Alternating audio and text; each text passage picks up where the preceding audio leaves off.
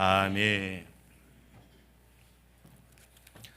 우리가 자녀를 키울 때에 갓난 아기 때도 쉽지 않죠. 아기가 시간마다 울면 제대로 잠도 못 자고 어렵지만, 그러나 그때보다 더 힘든 거는 우리 자녀들이 사춘기가 됐을 때 아주 지옥 같은 시간을 보내기도 합니다. 너무너무 힘든 시간이죠. 그렇게 사랑스러운 딸이 엄마 아빠가 도대체 내한테 해준 게 뭐야 이러고 따지고, 나도 친구처럼 내 멋대로 살고 싶다고 왜 난 못하게 해? 이렇게 막 할 때마다 화가 나죠. 그럼 엄마들이 뭐라 그래요? 너 나중에 너랑 똑 닮은 딸 낳아라. 그래서 이제 엄마가 얼마나 지금 괴로운지 너도 알아봐라. 이렇게 말할 때도 있습니다.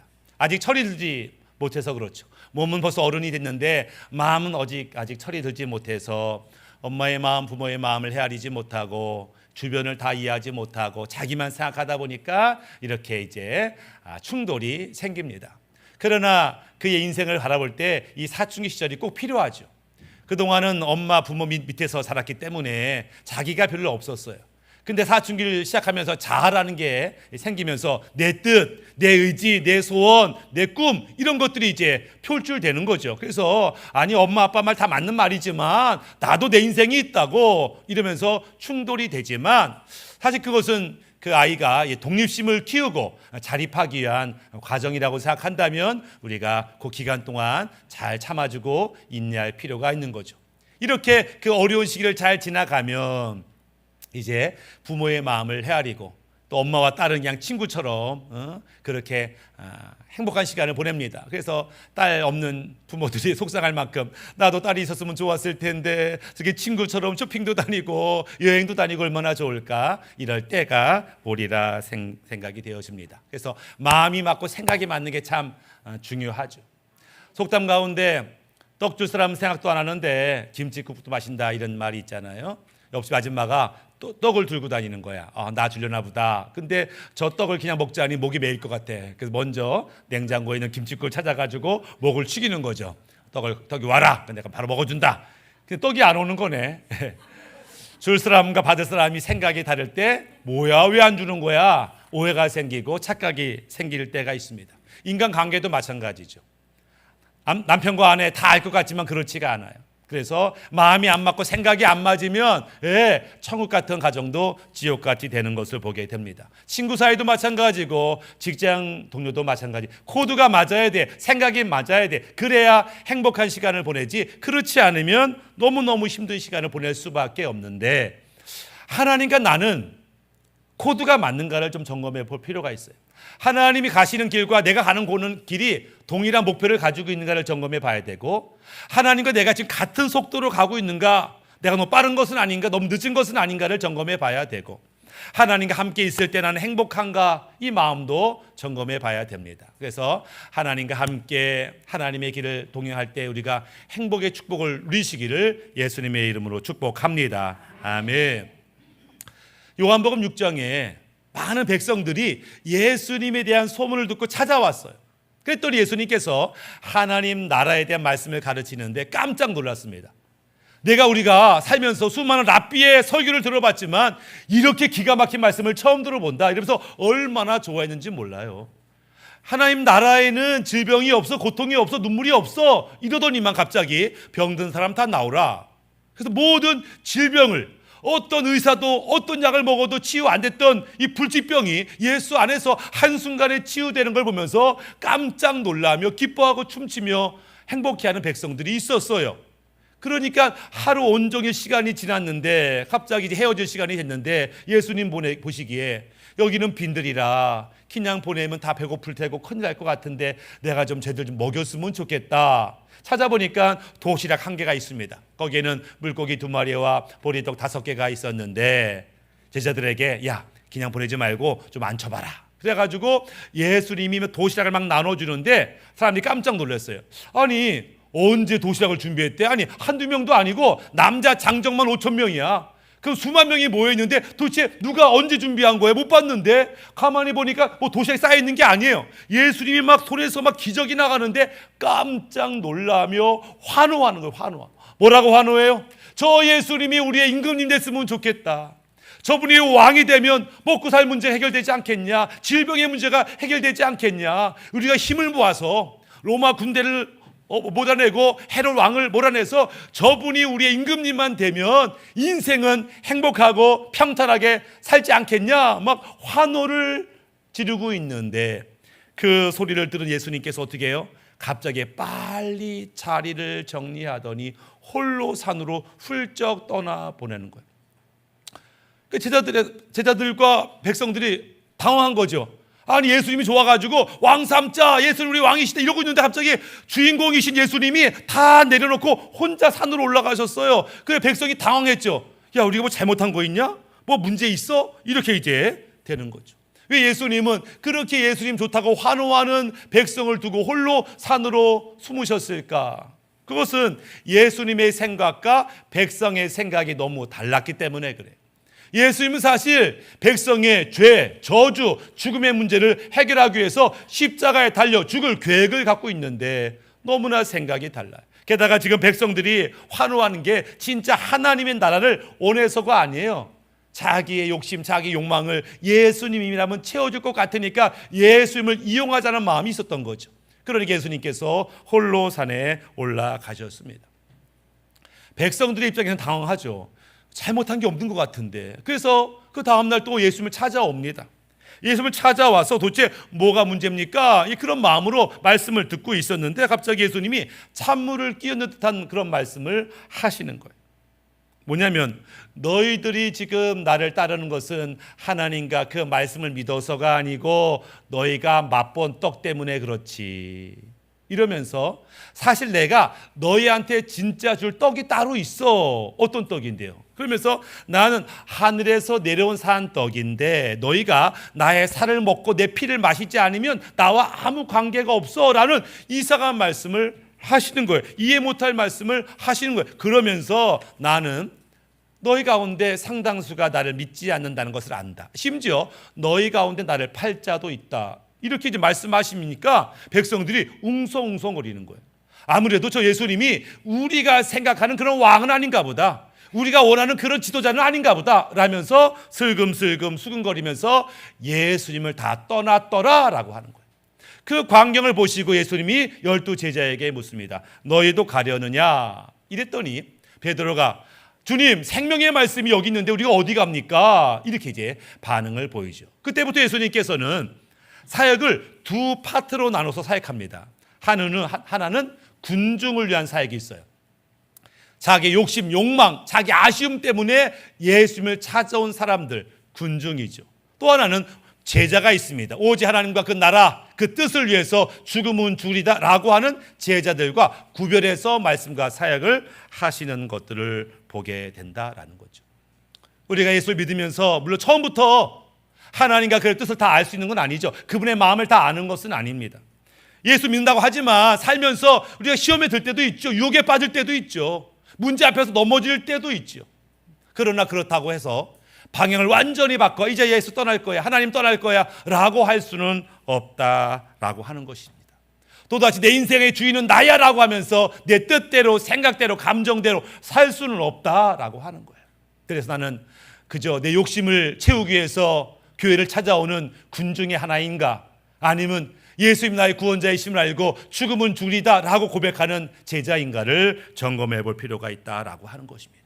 그래서 우리가 비록 우리 현실은 흔들려요. 현실에 문제가 없는 것은 아니에요. 그럼에도 불구하고 주님을 끝까지 쫓아가는 믿음의 백성이 되어야 한다라고 하는 것입니다. 나침판이 있습니다. 나침판의 바늘은 항상 북쪽을 가리켜요. 나침판을 가만히 보면은 받침판 끝에 빨간색이 칠해져 있습니다. 북쪽을 가리키죠. 근데 나침판을 가만히 보고 있으면요, 나는 가만히 있는데 이 나침판이 흔들려요. 막 흔들려. 북쪽을 딱 가리키고 고정되는 게 아니고 그냥 흔들려. 왜? 이 갑자기 생긴 주변의 자기장의 영향 따라서 흔들려요. 뭐가 큰 물체가 지나가면 얘가 갔다가 또 왔다가 흔들립니다. 흔들려도 얘는 어떻든지 북극을 가리키려고 애를 쓰는 모습을 봅니다. 마치 성도의 삶과 같아요. 우리가 천국을 바라보고 하나님 바라보고 말씀을 바라보지만 흔들릴 때가 있어요. 상황이 내가 원하는 대로 안 풀려. 우리 집이 막 문제가 생겨. 어려움이 생겨. 그러면 흔들리죠. 하나님이 내 기도 들으시는 건 맞는가? 내가 잘 가고 있는 건 맞는가? 의심될 때가 있고 흔들릴 때도 있지만 그럼에도 불구하고 하나님을 향한 우리의 방향은 결코 변해서는 안 된다라고 하는 것이죠. 우리가 좋아하는 시 중에 그런 게 있죠. 흔들리지 않고 피는 꽃이 어디 있으랴. 이 세상 그 어떤 아름다운 꽃들도 다 흔들리며 피었나니 흔들리면서 줄기를 세웠나니 흔들리지 않고 가는 사랑이 어디 있으랴. 이런 시가 있어요. 우리가 흔들리면서 가지만 그러나 중심을 다시 한번 바로 세우고 하나님 따라 말씀 따라 살기로 결심하는 것이 오늘 우리에게 필요하다라고 하는 것입니다. 하나님께서 우리 연약함을 아시기 때문에 힘들지, 어렵지, 네 뜻대로 안 되지, 그래서 돕는 성령님을 보내주셨다고 성경은 말씀하고 있어요. 성령님의 인도를 받으면 내가 뭘 잘못했는지를 깨닫게 됩니다. 지금 나를 향한 하나님의 마음과 뜻이 뭔지를 알게 됩니다. 지금 내가 답답하고 깜깜하고 어두운 길에서 어디로 가야 되는지 주님께서 분별력으로 보여주실 때가 있어요. 그 성령 따라갈 때 우리는 평안한 인생을 살 수 있다라는 거예요. 과거처럼 한숨 지며 머리 쥐어싸며 어떻게 살라는 거야 울며 불며 사는 것이 아니라 주님 아시지요? 보셨지요? 어찌하면 좋습니까? 라고 기도하고 주의 인도받는 삶, 그것이 이 땅에서 승리하는 성도들의 모습이다라고 하는 것입니다. 성령님 우리 안에 오셨지만 그분의 인도함도 다스림을 받지 못한다면 우리는 넘어질 수 있어요. 실패할 수 있어요. 받은 축복을 다 빼앗길 수도 있습니다. 불신자와 별반 다르지 않은 그런 인생을 살 수가 있어요. 그래서 나 교회 등록했다는 것만으로 만족하지 아니하고 나는 지금도 성령의 인도를 받고 있는가를 점검하지 않으면 우리는 어려움에 처할 수도 있다는 것을 이해해야 합니다. 성경에 보면은 하나님의 축복을 받았지만 이 축복을 빼앗기는 사람들이 등장해요. 사울 왕이 그래요.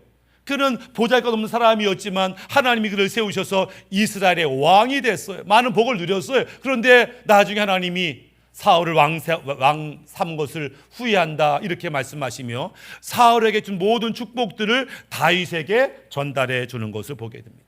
왜 그런가 봤더니 성경 보니까 사울 왕이 하나님을 떠났기에 하나님도 사울 왕을 떠나신다 이렇게 말씀하고 있어요. 왜 하나님의 축복을 받았지만 그것을 유지하지 못하고 다시 빼앗기는 일이 발생하는가? 우리 인생 가운데 왜 그런 일이 벌어지는가를 점검해 봐야 됩니다. 성경에는 하나님께서 이스라엘에게 가나안 땅을 주셨다 이렇게 표현하죠. 그래서 가나안 땅은 이스라엘 땅이야 이런 마음이 있습니다. 그런데 성경을 보니까 이스라엘 백성만 땅을 얻은 게 아니에요. 아브라함의 조카 롯도 땅을 얻었어요. 조카 롯의 자녀인 모압과 암몬도 하나님께서 이건 모압의 땅이야 암몬의 땅이야 땅을 줬어요. 또 야곱의 형 에서한테도 땅을 줬습니다. 이 땅 세일산 근처의 이 에돔 땅은 이 에손의 땅이야 이렇게 이제 말씀을 했어요. 그래서 이스라엘 백성이 출애굽하고 가나안으로 가는 길에 이 땅을 지납니다. 에돔 땅과 모압 땅과 암몬 땅을 지나요.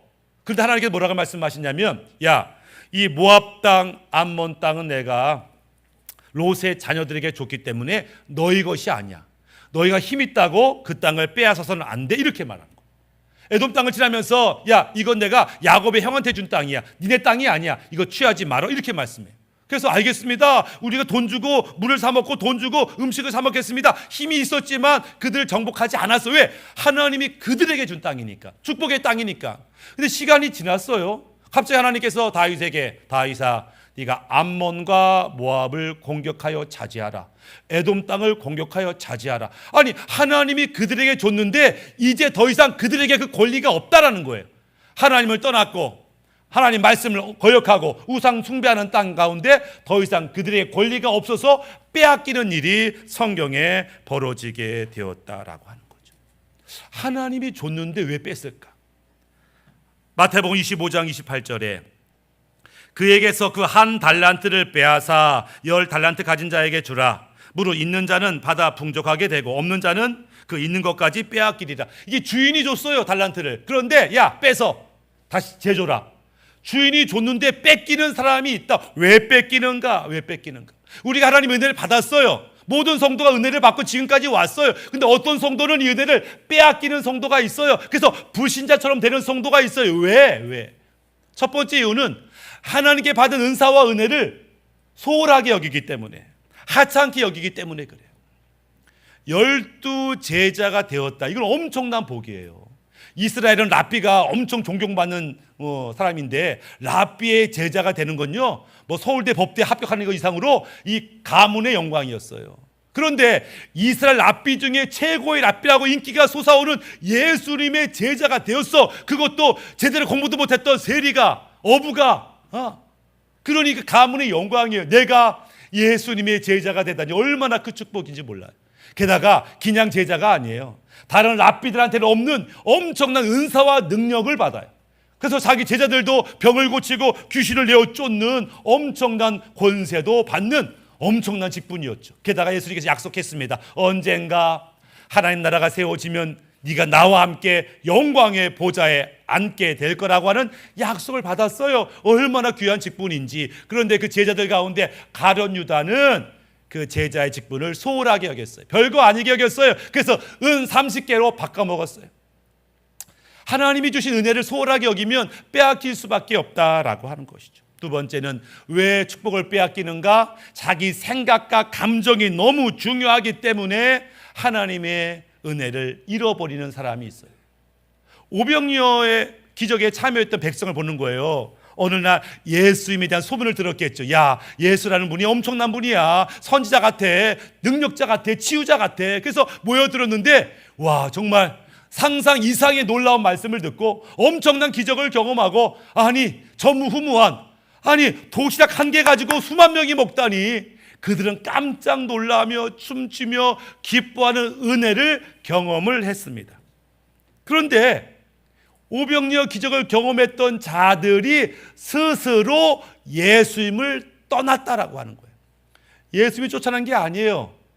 불과 며칠 전에 엄청난 기적을 경험하면서 이분이야말로 우리의 임금님이시지 이랬던 사람들이 예수를 떠납니다. 왜? 예수님의 생각과 내 생각이 다른 거예요. 저 예수님이 능력은 많지만 내 인생을 별로 도와줄 것 같지 않은 거예요. 내 욕심을 채울 것 같지가 않은 거예요. 필요 없어.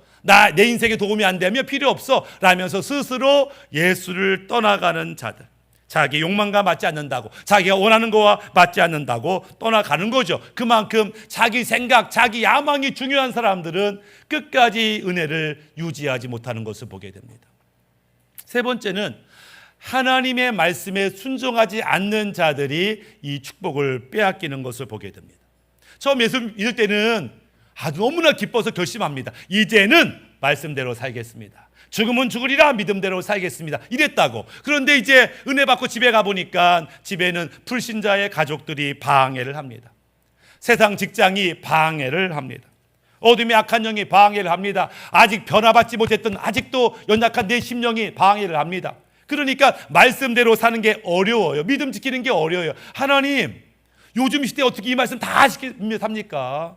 저도 먹고 살아야 되는 거 아닙니까? 목구멍이 포도청이라 잘못된 거 알지만 그래도 이거 해야 되는 거 아닙니까? 이렇게 타협하면서 말씀을 어길 때 이 은혜를 빼앗기게 되는 것을 봅니다.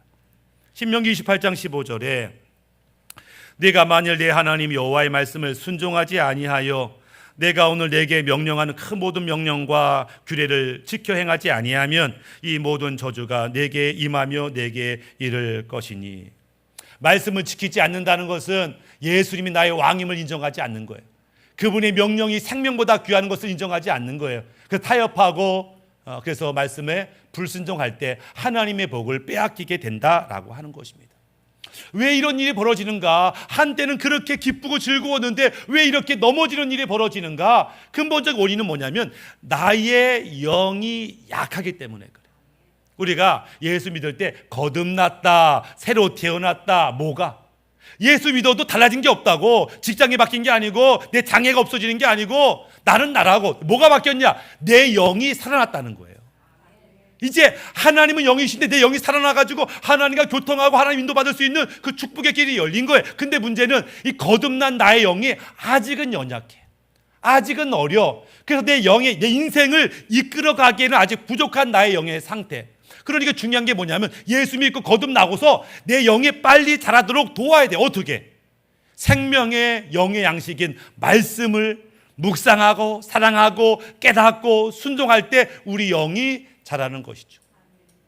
또 아직 덜 자랐을지라도 문제가 생길 때 성령님 문제가 생겼습니다. 해결할 은사와 능력을 주세요라고 인도받고, 하나님 깜깜합니다. 어찌할지 모르겠습니다 라고 성령님께 분별력을 받고 위기를 넘어가고, 하나님 어찌할지 모르겠을 때 인도받고 도움받고, 이 성령 충만함이 우리 영을 강하게 하는 것이죠.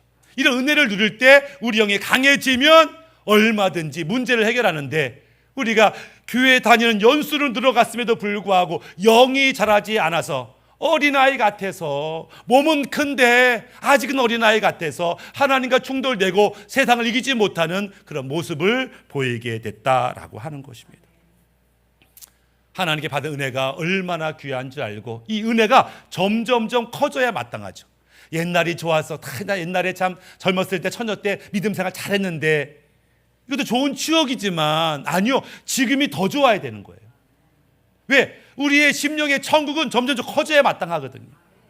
마태복음 13장 31절에 또 비유를 들어 이르시되 천국은 마치 사람이 자기 밭에 갖다 심은 겨자 씨 하나에 같으니 이는 모든 씨보다 작은 것이로되 자란 후에는 풀보다 커서 나무가 되매 공중의 새들이 와서 그 가지에 깃들이 있느니라. 천국이 처음에는 아주 겨자씨만큼 조그맣게 임해, 받은 애가 조그매. 그렇지만 이게 점점점 커져서 천국을 누리며 선포하며 자랑하며 살아야 되는데, 옛날이 좋았지라고 하는 것은 내 안에 천국이 확장되지 못했다, 자라지 못했다라는 의미죠. 내 영이 그만큼 연약하다라고 하는 것이죠. 우리는 천국이 더 자라야 됩니다. 그러기 위해서 비록 어려움이 있더라도 인내하며 말씀을 지킬 필요가 있어요. 그래서 하나님의 말씀을 인내의 말씀이다 이렇게 표현해요. 인내하지 않으면 지킬 수 없는 그런 현실이 있죠.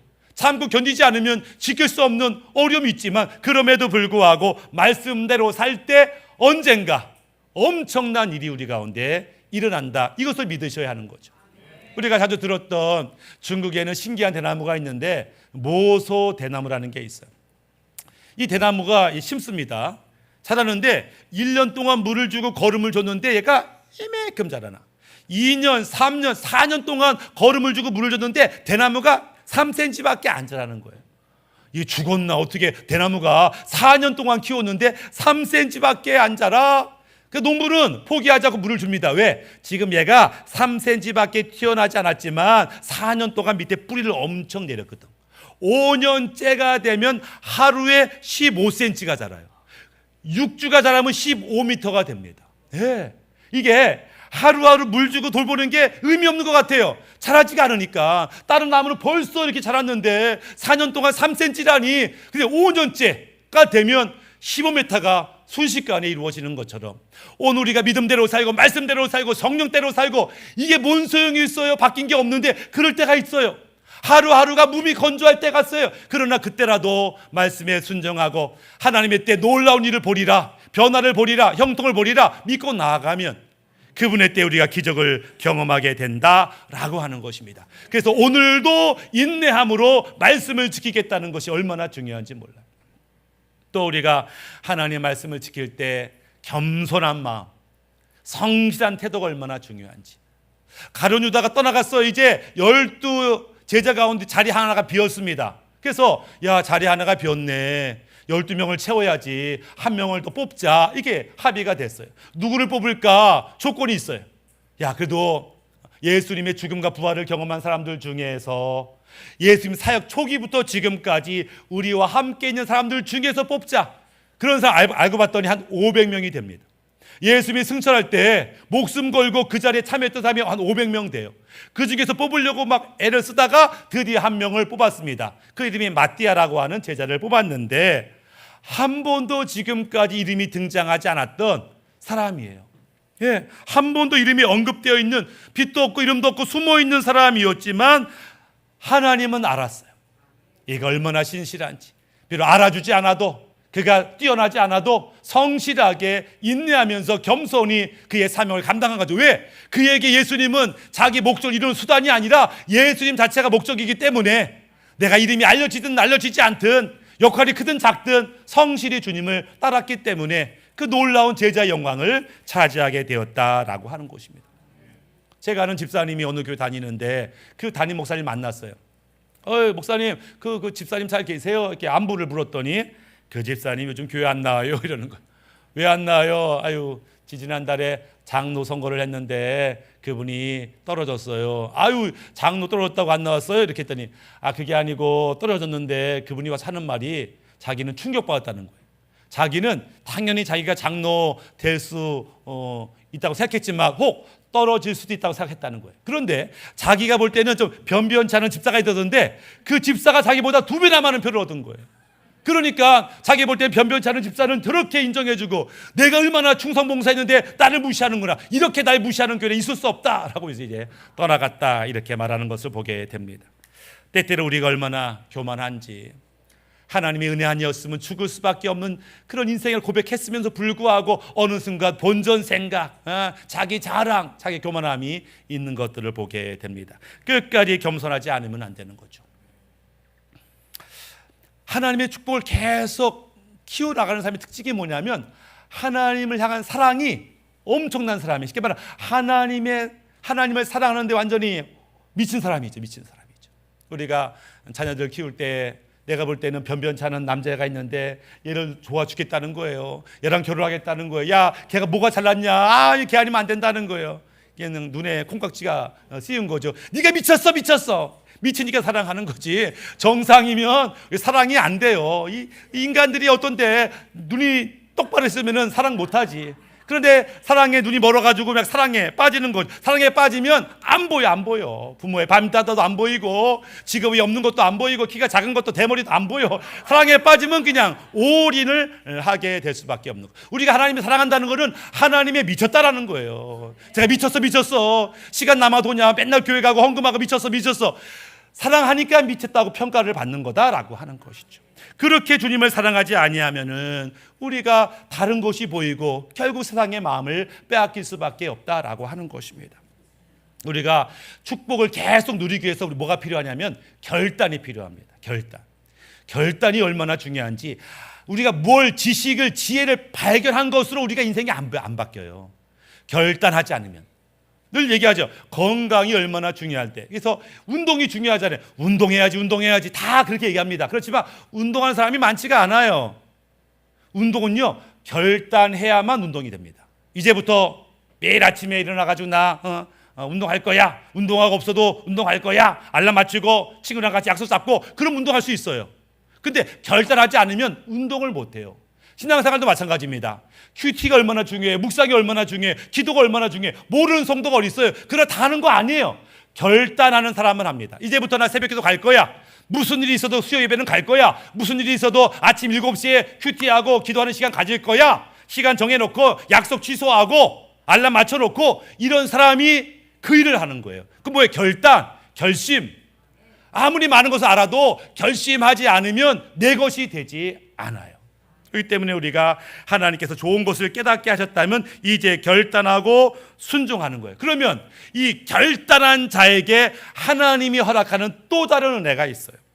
천국의 비밀을 아는 것이 너희에게는 허락되었으나 저희에게는 아니 되었나니, 결단한 자에게만 하나님이 특별히 예비는 복이 있어요. 그것까지 받으려면 아는 것으로, 감동받으러 끝나는 거 아니. 성령의 불 받아도요, 오늘 결단하지 않으면 아무 일이 일어나지 않아요.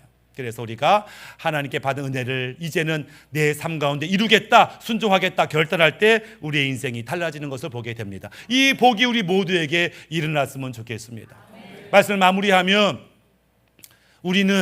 나는 지금 내 이익을 위해서, 욕심을 위해서 예수를 따르고 있는 군 중에 하나인가, 아니면 죽으면 죽으리다 하나님 그 말씀을 위해서 사는 제자인가를 점검해 봐야 됩니다. 그래서 다른 사람이 뭐라고 하든지 관계없이 예수님만이 나의 전부임을 알고 예수님 따라가는 것이 얼마나 큰 기쁨인 줄 알고 살아가야 되는 거죠. 이스라엘 백성이 처음에 출애굽했을 때, 나는 평생 노예로 살 줄 알았어, 내가 자유인이 되다니 할렐루야 춤추며 하나님 예배했어요, 구원받았다고. 근데 시간이 지나니까 옛날이 좋았네, 애굽으로 돌아가자, 이렇게 변질되었다라고 하는 거예요. 처음에 만나를 발견했을 때 이게 뭐야? 하늘에서 뭐 내려왔는데 하얗는데 막 먹을만 하네? 우와, 기뻐 춤추는 거예요. 광야에서 죽을 수밖에 없는데 먹을 것을 주신 하나님을 찬양했어요. 근데 시간이 지나니까 이 거칠고 맛없는 거 뭐야? 보기도 싫다, 이렇게 말하는 것을 보게 됩니다. 하나님의 은혜를 잃어버리는 거예요. 감사를 잃어버리는 거. 왜? 하나님께 받은 은혜를 하찮게 여기니까. 자기 생각, 자기 감정, 자기 이익이 중요하니까. 자기 영이 너무나 연약한데 자기 영이 연약한 것을 알지 못하니까. 우리는 결단해야 됩니다. 말씀대로 믿음대로 살겠다고 결단해야 됩니다. 그럴 때 우리 인생 가운데 놀라운 복이 많은데, 다시 한번 우리 인생 가운데, 가정 가운데, 교회 가운데 놀라운 부흥의 축복이 일어나기를 예수님의 이름으로 축복합니다. 아멘.